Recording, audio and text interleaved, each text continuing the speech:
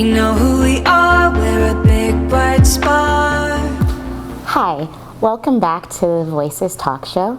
Today we are here talking about mental health, and I'm really excited to have my panel with me today. If you would just go ahead and introduce yourselves a little bit. I'm Melanie Butler. I am a military wife and mom and the founder and director of Eagles Healing Nest in Sauk Center, Minnesota. I'm Christine Dawson. I'm a veteran and mental health practitioner. I'm Ruby Tuesday from Cool 94.3 and Kick FM, and I'm the afternoon drive announcer, among other things. Thank you for being here. I really wanted to do this episode on mental health because I think of all of the things that we're going to talk about this season, mental health is a big component of it, whether it is discrimination and racism or sexual assault or disabilities. There's a component of mental health, I think, to everything that we do. And my biggest goal in talking about mental health really is to kind of destigmatize the conversation around it. Because yeah, it's hashtagged everywhere. We're all being mindful and we're all talking about, you know, what we can do to be in the moment or to just be happy, because I think that's an ongoing thing that everybody experiences. But I think that we're still, there's still a lot of shame associated with that feeling, or just even saying like, I'm not okay right now, I'm not doing well. And that's one of my biggest goals, and just bringing that conversation to the forefront. Absolutely, the stigma is huge. Yes. Everything's hashtag, semicolon, go get a tattoo, when really it should just be honest. Yeah, I agree. I think the conversation's really difficult to have in the veteran community as well. I just remember being in the military and having some challenges and struggles and not being able to tell anybody about it. And as I got closer to retirement, I certainly kept it even more a secret because I was so fearful, you know, that my retirement would go away and I wouldn't be allowed to retire, and then what? So just keeping it all wrapped up and not even really talking to my family about it, and having some shame and some fear about what they would think, and would people not trust me, and just, you know, those kind of things. I agree. Well, you can't change what you don't acknowledge. Yeah. So, and I feel as though I didn't go through what I went through to just be quiet about it. So. Yeah, I totally understand that, because for me, I was diagnosed with anxiety and depression about 2.5 years ago, but I really feel like that anxiety and the depression itself has been there pretty much my whole life. As a child, I was really sheltered, isolated, and I spent a lot of time alone. Growing up in a Haitian community, it was a lot of better to be seen than heard. And so just being a girl, I wasn't encouraged to talk about my feelings. I was kind of just conditioned to believe that talking about your feelings or even saying those things out loud was a weakness in some way. So I think I was always going through, even as a teenager, playing this role of trying to be okay and look okay at all times. And I think it wasn't until after I became a mom and life really started happening to me when I moved here, it was not something I couldn't ignore it anymore. Right. I think that's true even in the military world. You know, my journey started when I was 8 with Vietnam vets. And so when kids were going to Disneyland, we were on an isolated beach by ourselves.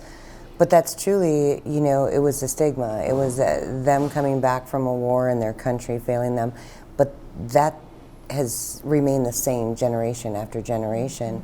As a military wife and a mom of 3 and 4 tours, that stigma's there. So what they program to tell you, those resources are there. When you call as a mom at 2 o'clock in the morning to the places that are supposed to help them, the VA hospital, and they say, no, you can't bring them here. Wow. That's not giving them the message that they care or that they're going to be taken care of. Yeah. Yep. I think I had a similar experience as a child, being a lot of fear, a lot of anxiety, and then I joined the military, and even more fear and anxiety. I was the only female in an all-male Marine unit, and pretty much base camp.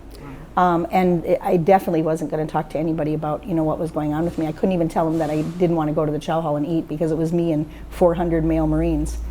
So the anxiety and then the drinking got out of control because I was using it to cope. Yeah. And then that became a problem. And then, the Marine Corps said, you either go get help or you're out. And it was the only thing I had was that. So I went and I got help. And that's really what kind of helped me want to get into the field to help other people was through my own experience.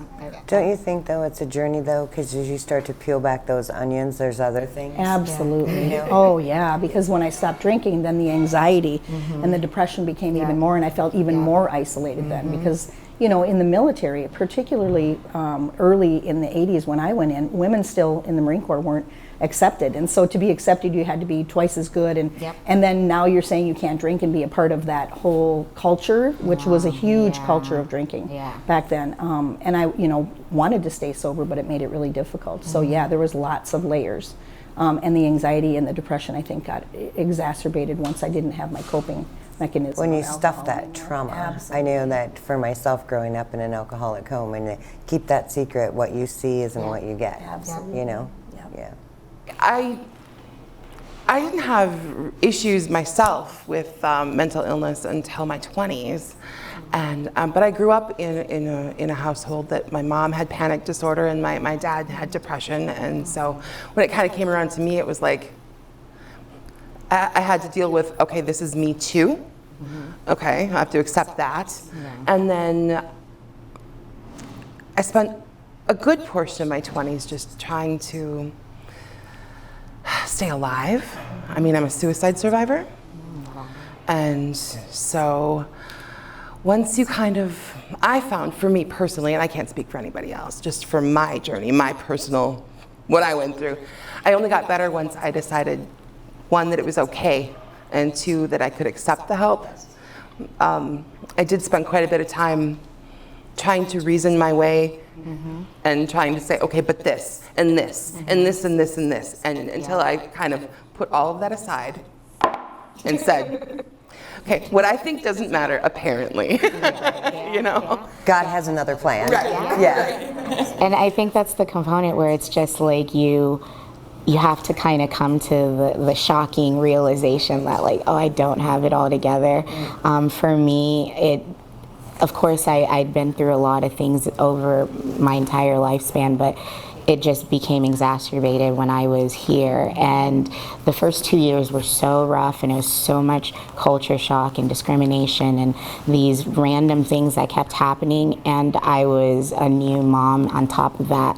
After I had my daughter in 2016, I think that was just it just completely went nuts, and I just did not feel like me, and I knew it. I knew that I wasn't there. I knew that I was not okay. I loved my kids. I loved being a mom, but I wasn't happy where I was at, and I wasn't happy being isolated and not having any kind of connection with anyone. So my anxiety attacks started happening, and it was every single day. There were days where I was calling my husband at work, just stay on the phone with me because I don't know what's going on and I can't help it. And it became so much of a stressor because I began fearing that I was somehow rubbing that off on my children, and I didn't want them to have a mom that was crying all the time. And that was when it was just okay, you got to do something about it. So I talked to my doctors, and they helped me get connected, with a mental health professional, and I love her. I think we have a bit of an attachment to each other just because she's seen me go through the rawest, most emotional points of my life, and there's something about having a therapist and the gift. A good therapist. That took me a while to find.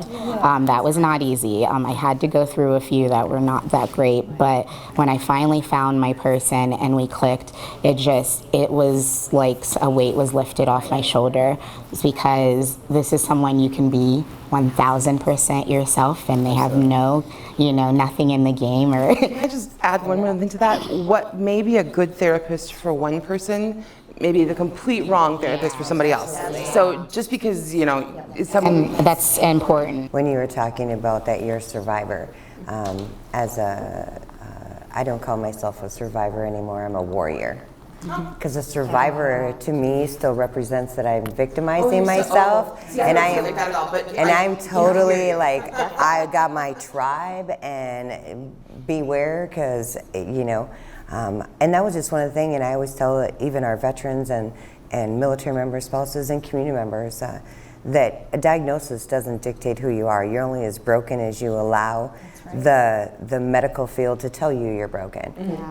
If you keep giving people prescriptions at $35 per person, they can't heal. That's not healing, that's pharmaceutical junkies, and someone's getting rich off someone else's cry for help, because really they just need someone to just be brutally honest with them and love them and have an open ear, a true, sister, I need to have coffee, let's go sit by the beach. And the focus really has, for me anyways, it really had to be on wellness and recovery, not what is the problem and how did you get there. Once in my private practice, once somebody tells me what their story is, let's focus now on how are you going to move from that to a place of wellness, and then what are the steps that you take to do that. And there's so many different therapies now. I know that at the Nest we do accelerated resolution therapy. And Which I'm a part of. I love Yeah, can you tell us a little bit more about that? It's amazing. It's I'll let Christine tell you the clinical model, but it is to watch them come out of a room with a clinician. When you talk about anxiety, you have EMDR, and like you said, each thing is a little bit different. But with accelerated resolution therapy, they don't have to relive the trauma. It's amazing. They don't say at a session in an hour, because that's all insurance will pay for. Put it in that happy place and expect it to stay there, because if we could make the demon stay there, we wouldn't need the rest of it, So I'll let her tell you the so I came across it a couple of years ago, and an organization called HUA paid for me to go to the training. They're a veteran support organization, and it's along the lines of EMDR, a little bit different. Hand and eye movement is probably the closest thing, but it really is about retraining your brain to not forget the memory of the trauma, but to forget or reorganize the actual pain and the emotions and the feelings that are associated with the trauma, so that when I think about that trauma in the future, that it doesn't have to cause me distress, and it doesn't have to cause me anxiety, and I don't have to go to that horrible place. So it's been amazing. Yeah, that's actually therapy we just started doing with me and my therapist, because I've had lots of trauma in my past. I've had sexual assault in my past. I've had pretty much everything you could think of, and it's hard the more things stack up, the harder it is to pretend. And so for me, it was always having when I recall those memories, it immediately took me to that dark place. And we're still at the beginning stage, but just it's feeling good to not feel so broken when talking about something that happened to me. And I think that I'm talking about anxiety and depression out loud all the time now, because I think it's mental for me, where I don't want to feel ashamed about it either, because I went through so much to get to this point of I'm not backing down now. I'm not going to go silent now. You go to warrior mode. Yeah, legit. Absolutely. I mean, when I first got sober, there was a lot of stigma around saying you went to AA or that you were an alcoholic, particularly being a woman. Oh, yeah. But I found it even worse once I said out loud that I have panic disorder and that I have anxiety and that I have depression. I think the stigma was even worse. Yeah. And that community support was so important for me. The reason I do what I do is because I want to not only share in the recovery of that for other people, but share the support, the support piece of it. What are some things that this community can actually do to improve this and improve their mental health services, or even having more access to it? Be honest. Really, you don't have to have a master's degree or a bachelor's degree. You just need to care. When you talk about suicide, you can spend thousands of dollars and, hold classes. Really, you just need to look at someone and say, are you suicidal? Mm-hmm. Do you have a plan? Mm-hmm. And then dissect that plan and find those resources. It's just being honest and coming from a loving place. Yeah. Don't be stuck in a box. The world isn't a box. I think we can do so much more from where we are in our regular daily lives than we think we can. Reaching out to a friend. People need people, and your strongest, badass friend is the one who is probably struggling the most. Like, I am a pro at pretending to be okay. I think one of the things that we found, and you know, I think a face-to-face is far better than telemedicine. You can't read someone off of a screen. You can't reach over and touch their hand to give them support. I just think that, especially in dealing with mental health, it has to be face-to-face, and our healthcare is overloaded. There's not beds anywhere, when Minnesota itself is sending veterans and military members out of the state. There just isn't any place for them.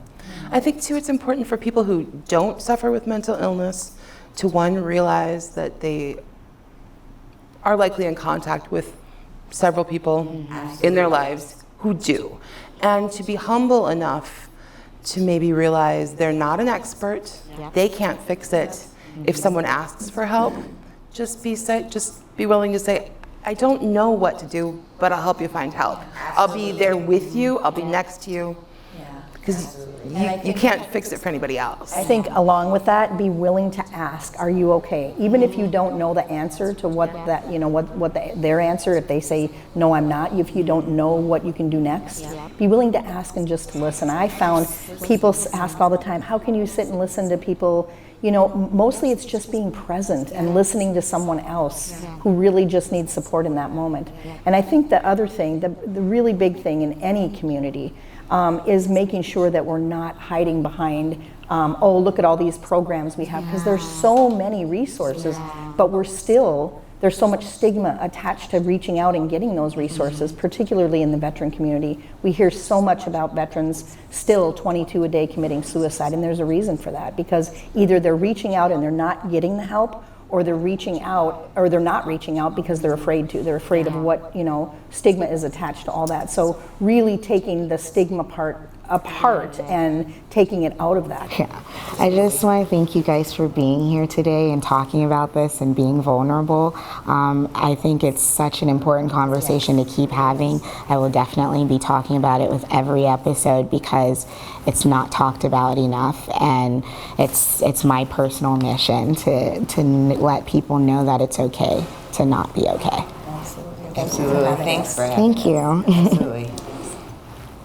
This episode today was super important to me because I really wanted to make sure that mental health is a big component of everything that we talk about this season. I really want to thank our guest for actually being here, part of my panel. This conversation is going to be ongoing over the next few episodes. Please follow us on Facebook, on Instagram at Voices Talk Show, and subscribe to our YouTube page for all the latest episodes. I also want to thank the Lure Lake Bar for having us here today and allowing us to film in their amazing facility.